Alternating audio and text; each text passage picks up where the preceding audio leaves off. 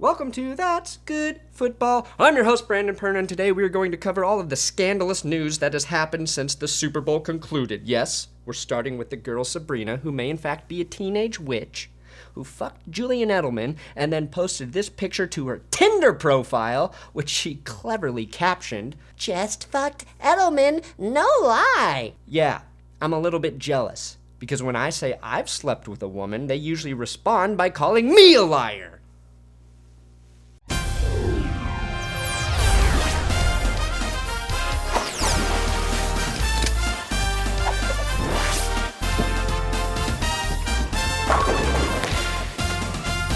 I think it's pretty clear that this girl Sabrina isn't too sharp, and that she made a silly post-intercourse mistake. That's fine. I typically make my mistakes during intercourse. But what's perplexing to me is that she posted this to her Tinder account.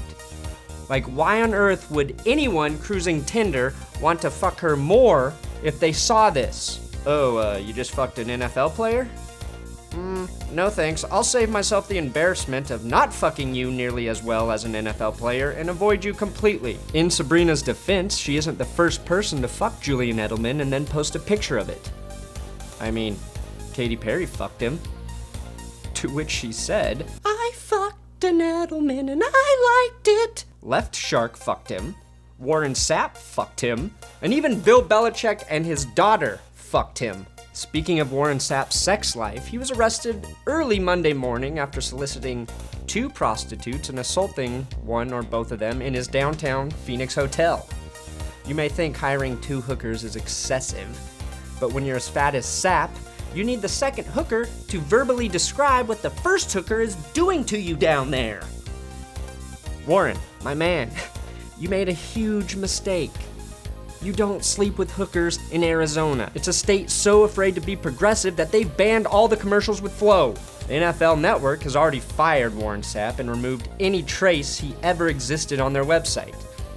I do have to ask, who the fuck does the hiring at the NFL Network? Huh? Within the last year, you've had to fire Warren Sapp for soliciting double trouble hookers and Darren Sharper, who apparently is a serial rapist. And you don't have the fucking brains to hire a stand-up guy like me? Are you kidding me, NFL Network?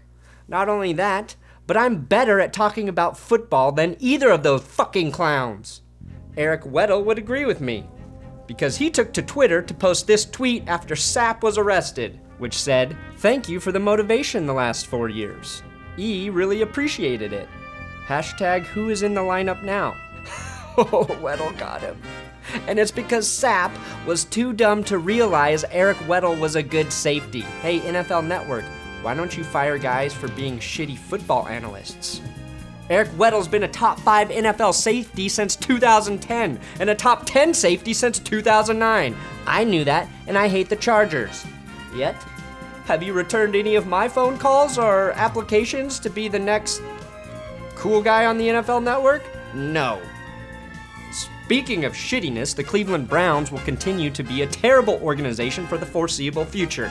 Johnny Manziel is checked into rehab. The GM, Ray Farmer, will probably be suspended, fined, and forced to relinquish a draft pick because he was texting the sideline during games. I was actually able to obtain one of Farmer's text messages to head coach Mike Pettine. "Hey Pettine, guess who I banged?" "No, not you too, Farmer. Everybody's getting a piece of that Edel ass." But don't worry, it gets worse. The Browns star receiver Josh Gordon has been suspended for an entire year. And for what? Drinking alcohol. That's right, the biggest joke in the NFL isn't the Cleveland Browns or Deflategate, it's the substance abuse policy. Josh Gordon will miss another NFL season for drinking with his teammates on an airplane. But Rob Gronkowski can slam beers and fireball on a bus in public in front of millions of people without consequence. I mean, come on, NFL! Every adult above the age of 21 should be able to drink alcohol whenever the fuck they want. Unless they're on the job, which technically Rob Gronkowski sorta was. The fact that you can selectively punish certain players for partaking in activities that are legal is mind-numbingly stupid. The saddest part is Roger Goodell and the NFL operate under the pretense that they are helping players by forcing them into the program and then suspending them when the NFL can't control their lives. The idea that they are helping these guys is as ludicrous as the idea that every time I flip off another driver in Los Angeles traffic, that I'm helping them become a safer, more responsible driver. Josh Gordon and Matt Prater can't drink alcohol ever, but you can inject players with Toradol, and Pete Carroll is allowed to consume partially developed human embryos so he can continue to harness the energy of a young man. I call bullshit on you, NFL. I call bullshit.